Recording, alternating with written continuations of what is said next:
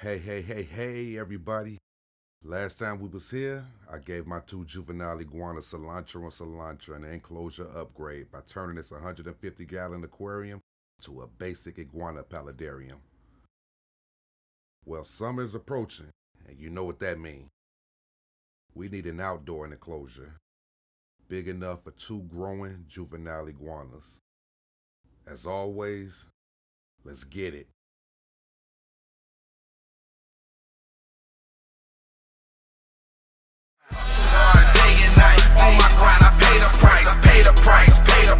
Yeah, boy, I pay the price. With the flow of the dome and just flow with it.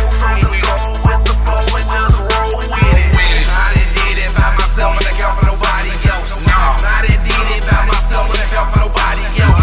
With the flow of the dome and just flow with it. Go with the flow and just roll with it. The investment in this game, my blood, sweat, and tears.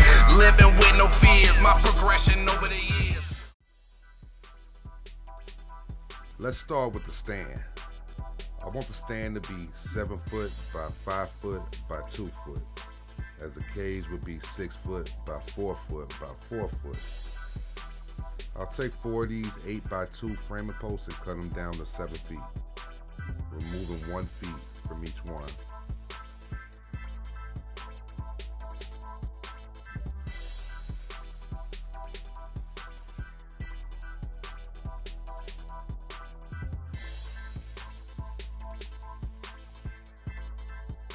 With the help of my trusted assistants, I started laying out the 7-foot pieces for the front and back.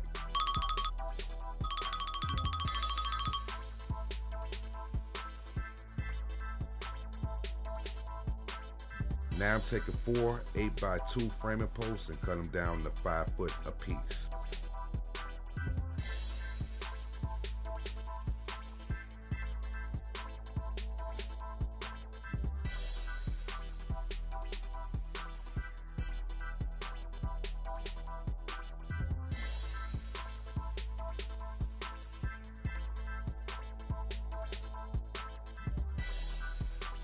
Then lay them out for the sides of the stand. Now let's get to the connecting. Start with pre-drilling 2 pilot holes into where the 2 ends would meet.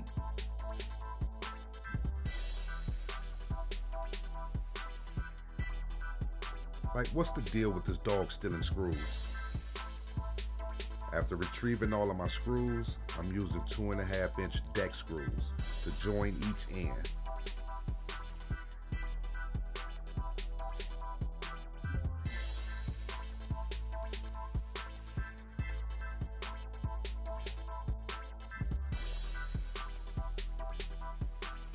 After joining all the ends, I built another, one for the upper portion of the stand and one for the bottom portion of the stand.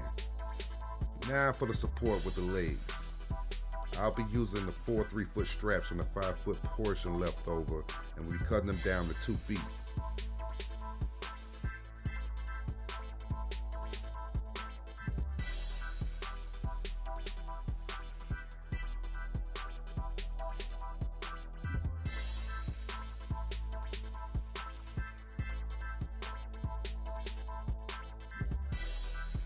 Placing them in each of the corners of the bottom portion evenly.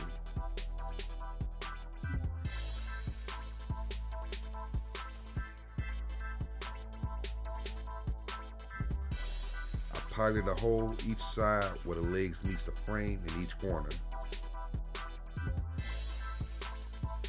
Using 2.5-inch deck screws, I connected each leg.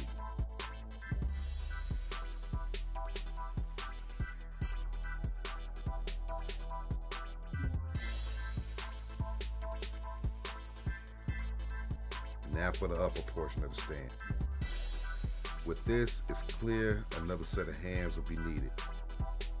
After placing the upper portion, I did the same as I did at the bottom. Piloting 1 hole on each side of the corner where the legs meet. Then connect them with 2.5-inch deck screws.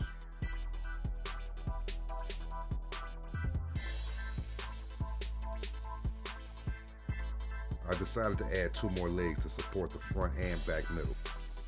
Now here, I'm adding support to the legs. numbering each leg and measuring each leg just in case that they are not even. It's going to take another 1.5 8x2 to complete this.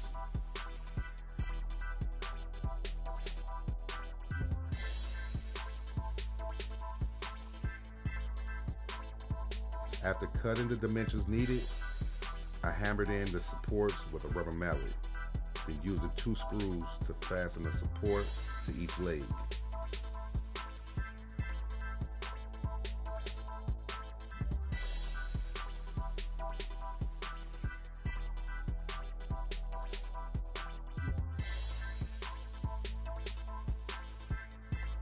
Now here, I placed 4 of those 8x2x4 posts to line up where the inside top frame would be and add the mixing tub for the water basin.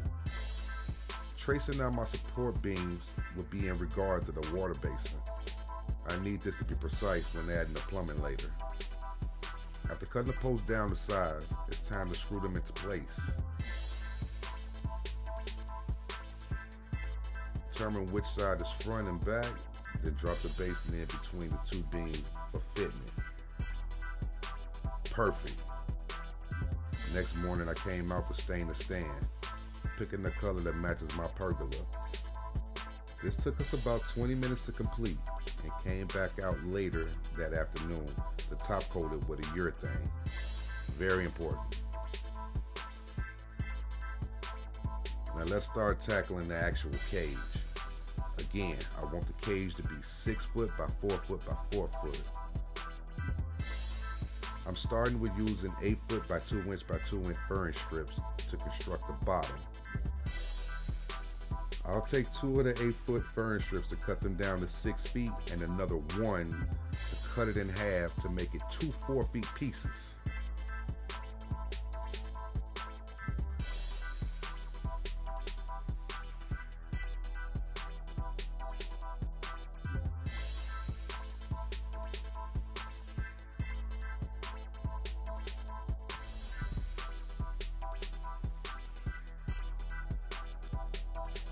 Next, cut all of the ends at 45-degree angles.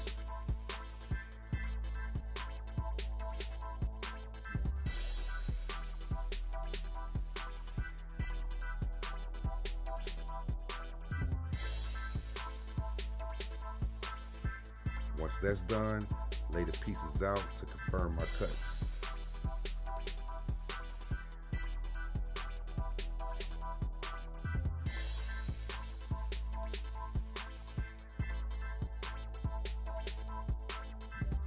Next, I screwed all of the ends together with 2 1-inch wood screws on each side.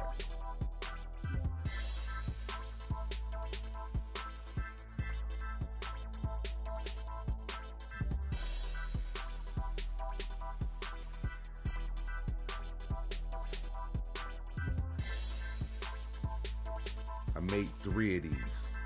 That's the start of the bottom frame. Now let's get to the floor of the cage. Here I'm using this 8 foot by 4 foot by 3/8 inch OSB sheath board. Lay it flat, take the 6x4 frame and lay it down onto the board. Line it up from frame end to frame end, top to bottom, and then with a marker, trace the length of the frame on the board. This is what I'm cutting off. Bring the board onto the sawhorses, then proceed to cut off what's not needed to 6 feet. Slide the frame back over the board to confirm measurements. Okay, look good. While I'm at it, cut the second one down for the background 6 feet. Now to add background support. Measuring 3 portions of the inside of the background frame. After cutting down the furring strips for measurements, I use 2 1/4 inch screws to screw in the back support. 1 screw per piece is fine.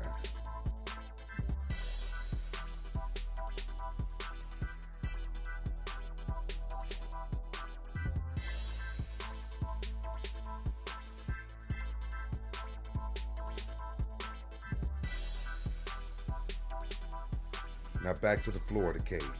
Using the same 3 measurement method, instead of joining the pieces there, I brought them out to the stand with the basin to screw screw in the support around the basin.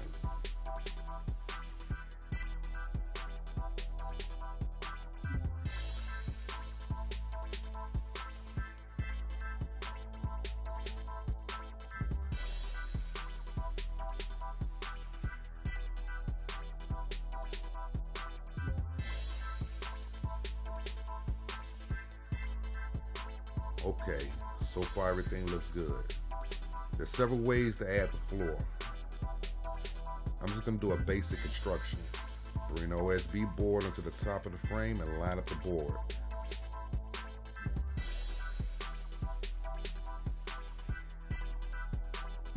Place the basin on top of the board where I want it to be and where the waterfall would be. Using a scrap furring strip to trace out where the support pieces are just so I know where to cut out the hole for the basin. Take my black marker, trace the inner lip of the basin.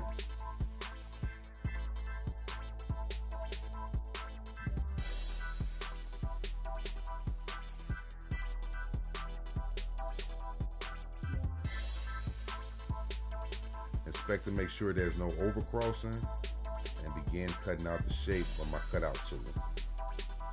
This takes patience.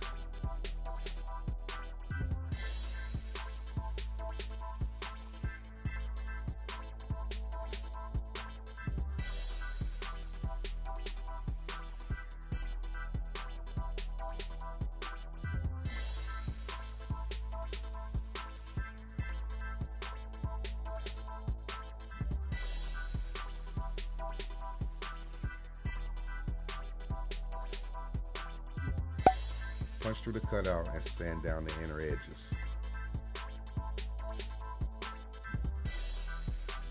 Now to join the OSB board to the frame with 1-inch screws. 3 screws down each side of the frame so this stays locked into place.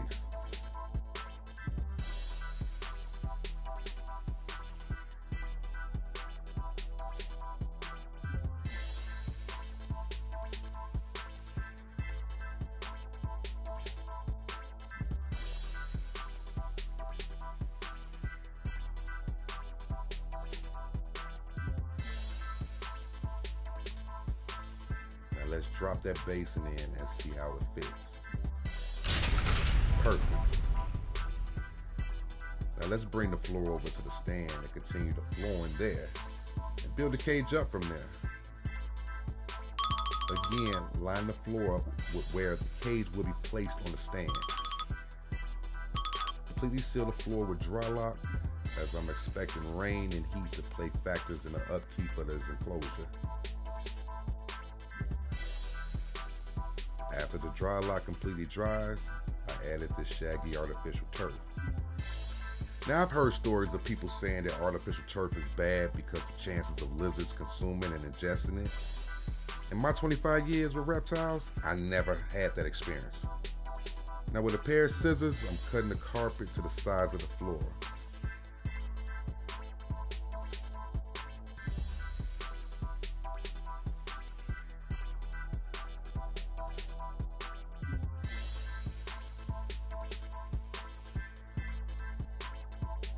Using a carpet stapler, I'm temporarily stapling down the carpet of the floor to the cage all around.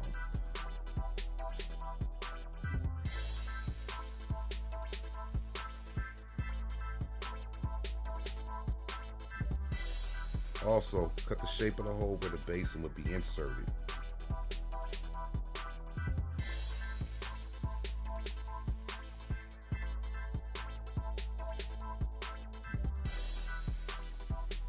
Once cut out, drop the basin right on in. Now to the chicken wire, my least favorite.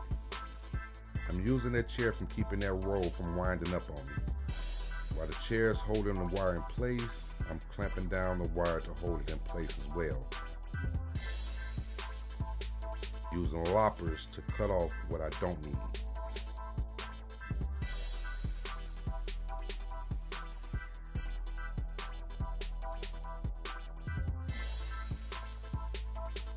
Then after, going around to temporarily staple the edges of the chicken wire to the frame.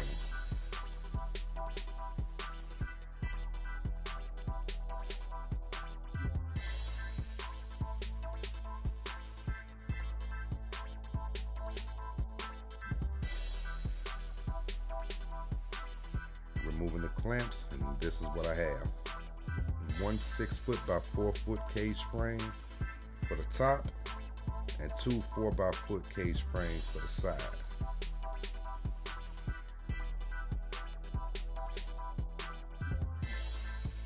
That's it for this installment. Check out part 2 of this build to see how it progressed. As always, thanks for watching. To the next one. Peace.